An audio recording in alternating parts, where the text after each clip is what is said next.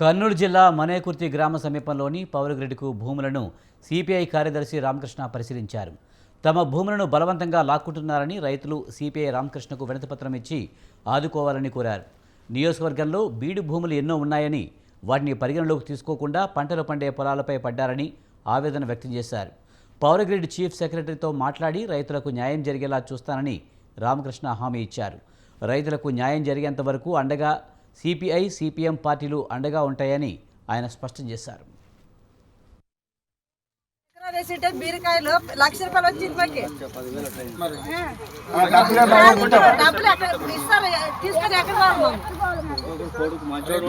ఈరోజు వామపక్ష పార్టీలుగా ఆలూరు మండలం మణికృతి గ్రామానికి రావడం జరిగింది.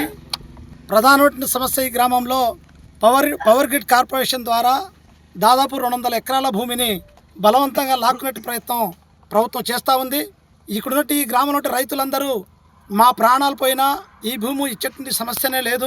ఎందుకంటే మా కుటుంబాలు మా జీవనాధారం దీనిపైన ఆధారపడి ఉంది. ఈ పొలాలు పోయిన తర్వాత మేము వలసలు వెళ్ళడం లేకపోతే ఇక్కడ వదిలిపెట్టిపోవడం తప్ప వేరే మార్గం లేదు. ఇట్లా మేము ఊరు వదిలిపెట్టి పోయే కార్యక్రమం ప్రభుత్వం చేయడం కరెక్ట్ కాదని చెప్పేసి ఇక్కడ ప్రజలు భావిస్తూ ఉన్నారు. అందుకోసం వామపక్ష పార్టీలుగా మేము కోరుతూ ఉన్నాం. సారవంతమైన భూములు 2 కార్లు పంటలు పండేటువంటి భూములు వాళ్ళపైన ఈ భూమి తప్ప వేరే ఆధారం లేనటువంటి రైతులు ఇక్కడ ఉన్నారు. ఇట్లాంటి సందర్భంలో జిల్లా కలెక్టర్ కానీ ప్రభుత్వం కానీ ఆలోచించాల్సిందేమంటే ఇక్కడే ఆలూరు ప్రాంతంలో బీడు భూములు ఉన్నాయి, కొండ ప్రాంతాలు ఉన్నాయి, అది ఎటువంటి పంటలకు ఉపయోగపడే భూములు ఉన్నాయి. అట్లాంటి చోట తీసుకోవడం వల్ల రైతులకు ఉపయోగం, ఈ ప్రాంత ప్రజలకు కూడా ఉపయోగకరంగా ఉంటుంది. అది కాకుండా ఇప్పుడు రెవెన్యూ డిపార్ట్మెంట్ ఏం చేస్తుందంటే బలవంతంగా భూములు లాక్కునే ప్రయత్నం చేస్తుంది, రైతుల్ని భయపడించే ప్రయత్నం చేస్తుంది. ఈ రకంగా చేస్తే మాత్రం ఖచ్చితంగా ప్రజలు తిరగబడతారు, ప్రభుత్వానికి బుద్ధి చెప్తారు. ఆ ప్రజలకు వామపక్ష పార్టీలు అండగా నిలుస్తాయని చెప్పేసి ఈ సందర్భంగా తెలియజేస్తా ఉన్నా. ఇవాళ ప్రభుత్వం వివిధ కార్యక్రమాల కింద భూములు సేకరించడం అనేది అది ఆనవాయితీనే.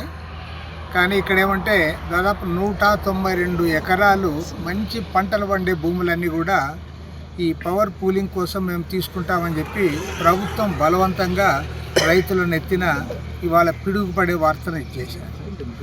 ఇంకోటి ఏమంటే ఏమాత్రం కూడా హేతుబద్ధంగా వారు ప్రయత్నం చేయలేదు. మొదట ఎకరాకు 6 లక్షలు అన్నారు, తర్వాత 12 లక్షలు అన్నారు. ఇప్పుడు ఇవాళ రైతుల నుంచి తిరుగుబాటు వచ్చిన తర్వాత 18 లక్షలు ఇస్తామని చెప్తా ఉన్నారు. అంటే నిజంగా మీరు 18 లక్షలు ఇచ్చేవాళ్ళు మొదట్లో 6 లక్షలని ఎందుకు చెప్పారు? రైతుల్లో అనుమానాలు ఎందుకు కల్పించారు? కాబట్టి ఏమంటే ప్రభుత్వం ఏదైనా చేయాలనుకున్నప్పుడు అది ట్రాన్స్పరెంట్గా పారదర్శకంగా ఉండాలి. ఇవాళ ప్రభుత్వం వివిధ కార్యక్రమాలు